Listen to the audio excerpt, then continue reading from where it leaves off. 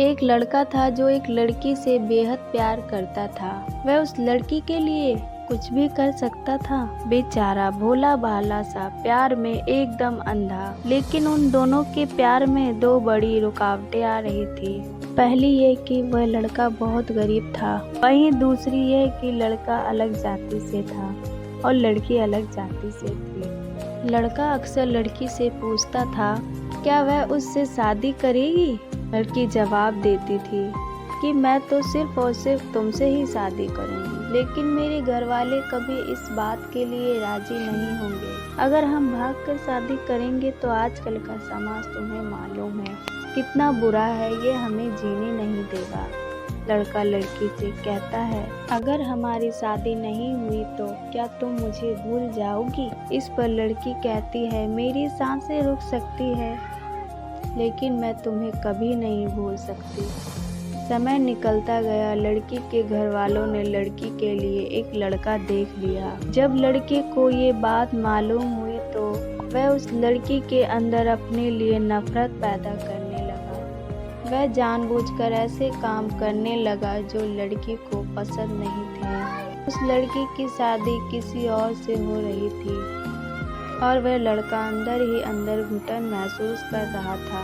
जिस दिन उस लड़की की शादी थी उसी दिन उस लड़के ने लड़की की छोटी बहन को फ़ोन किया और कहा मैं जो कुछ भी कहूँ वह सारी बातें अपने फ़ोन में रिकॉर्ड कर लेना। जब तुम्हारी बहन आए तो उसे ये रिकॉर्डिंग सुना देना। लड़की की शादी हो जाती है और वह 3 दिन बाद अपने घर आती है। लड़की की बहन कहती है दीदी आपको कुछ सुनाना है।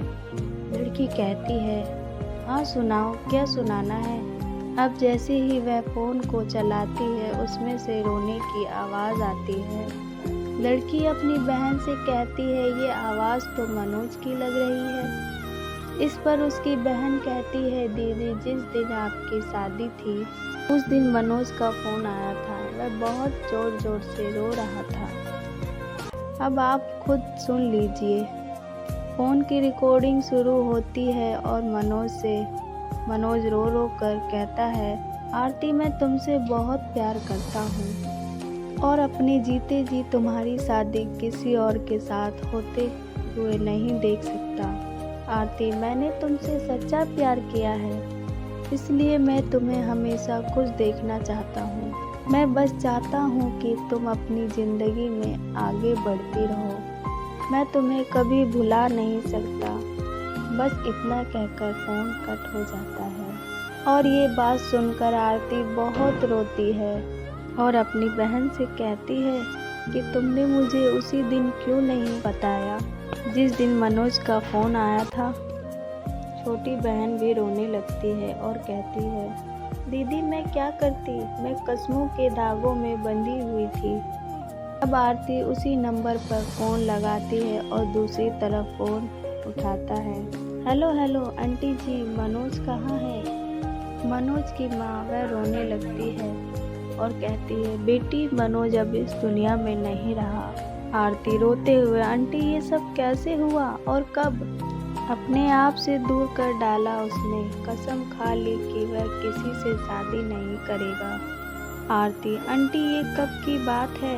मनोज की माँ 22 नवंबर की। ये सब सुनकर लड़की फ़ोन काट देती है क्योंकि 22 नवंबर को उस लड़की की शादी थी। ये सब सुनकर वह लड़की बहुत रोई।